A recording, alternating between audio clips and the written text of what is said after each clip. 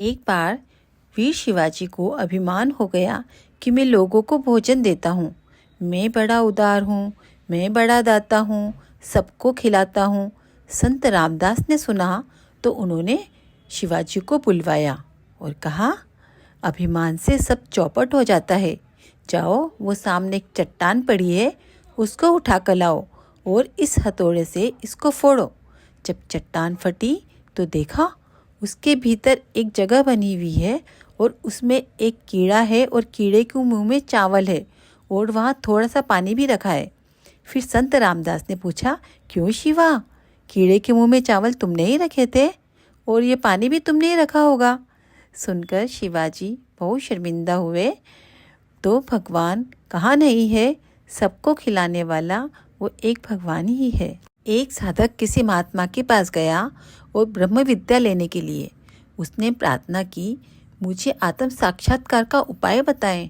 महात्मा ने एक मंत्र दिया और 1 साल बाद आने को कहा। शिष्य 1 साल बाद आया तो झाड़ू वाली ने उस पर कचरा उड़ा दिया। वह उसे मारने दौड़ा। नहाकर गुरु के पास गया तो गुरु ने कहा, अभी तो तुम सांप की तरह काटते हो, साल भर और बैठकर मंत्र का जप करो। दूसरे साल जाप करके फिर आया तो झाड़ू वाली ने उसके पैर से झाड़ू छुआ दिया।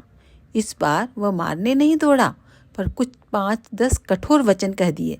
नहाकर फिर गुरुजी के पास गया। संत ने कहा, अभी तुम सांप की तरह काटते तो नहीं हो पर फुफकारते हो। ऐसी अवस्था में साक्षात्कार कैसे होगा भला? जाओ, 1 साल और जाप करो। तीसरी बार आया तो झाड़ू वाली ने संत के कहने के अनुसार कचरे की बाल्टी ही उसके ऊपर उंडेल दी।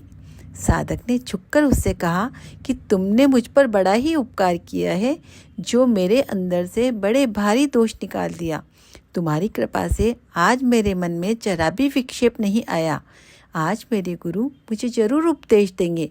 इतना कहकर वह गुरु के पास गया और गुरु के चरणों में गिर पड़ा। गुरु ने उसे गले लगाकर प्यार किया और ब्रह्म का स्वरूप का उपदेश किया। शुद्ध अंतःकरण में तुरंत ही उपदेश के अनुसार धारणा हो गई और अज्ञान मिट गया।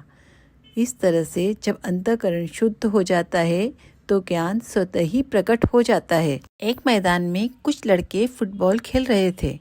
एक गुरु और शिष्य वहां से गुजरे। शिष्य ने गुरु से पूछा, ये जो फुटबॉल मार खाकर इधर से उधर जा रही है, इसमें दोष फुटबॉल का है या लड़कों का? गुरु ने कहा, दोष इस हवा का है जो फुटबॉल में भरी है। वह यदि निकल जाए तो न लड़के इसे मारेंगे न यह इधर से उधर लुढ़केगी। इसी तरह से अहंकार रूपी हवा जो हमारे मस्तक में है, उसी के कारण हम संसार के थपेड़े खा रहे हैं और इधर उधर भटकते जा रहे हैं। अहंकार समाप्त हो तो सब शांत हो जाएगा। एक शेर का बच्चा बचपन में ही अपनी माँ से बिछुड़ गया और बकरियों के झुंड में जा मिला। बकरियां उसे कहने लगी, तू हमारे जैसा ही है। शेर अपनी औकात भूल गया और वह अपने को बकरी ही मान बैठा। एक दिन एक दूसरे शेर ने उस बच्चे को मैं करते बकरियों के साथ घूमते देखा तो उसे बहुत ही खराब लगा।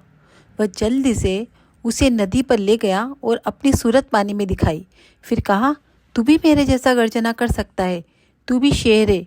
शेर ने गर्जना की तो सब बकरियां भाग गई। इसी तरह सच्चा सद्गुरु देह और आत्मा को अलग करके अपनी स्वरूप की पहचान करवाते हैं। एक रात राजा जनक ने स्वप्न देखा कि वे भिक्षुक बन गए हैं। उन्हें बहुत तेज भूख लगी है। उन्होंने देखा कि एक भिखारी बासी रोटी व दाल को फेंकने जा रहा है। राजा जनक उसकी ओर दौड़े और बासी रोटी व दाल मांगी। वे खाने ही वाले थे कि एक कुत्ता आया और बासी रोटी व दाल छीन कर ले गया। उन्होंने हताशा से अपने मस्तक पर हाथ मारा और वह हाथ सोने के पलंग पर लगा। राजा जनक की नींद खुल गई। राजा जनक एक विक्षिप्त की भांति अपने शयन कक्ष से बाहर आए और दौड़ दौड़ के कहने लगे, क्या मैं राजा हूँ? क्या मैं ही राजा हूँ? सभी दरबारी हंसने लगे कि आज राजा को क्या हो गया। राजा जनक ने अपने गुरु अष्टावक्र से पूछा, सत्य क्या है? यह सत्य था या वो स्वप्न में देख रहा था वह सत्य है? गुरु अष्टावक्र बोले, दोनों ही असत्य हैं।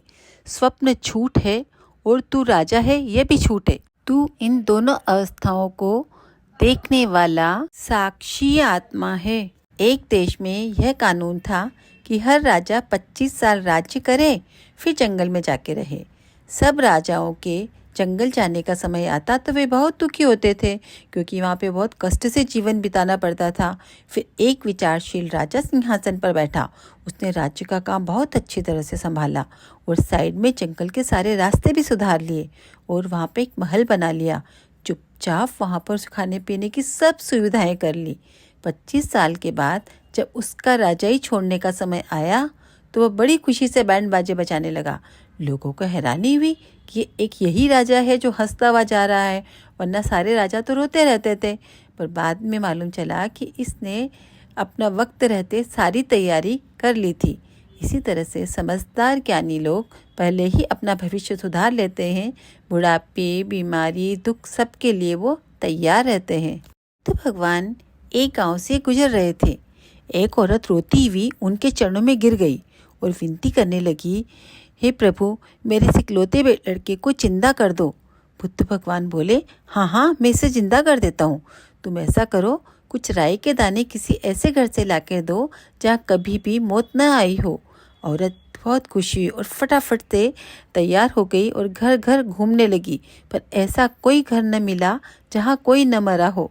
उसकी आंखें खुल गई और वह अपना दुख भूलकर बुद्ध भगवान से प्रार्थना करने लगी, मुझे भी अपने संग में ले लें।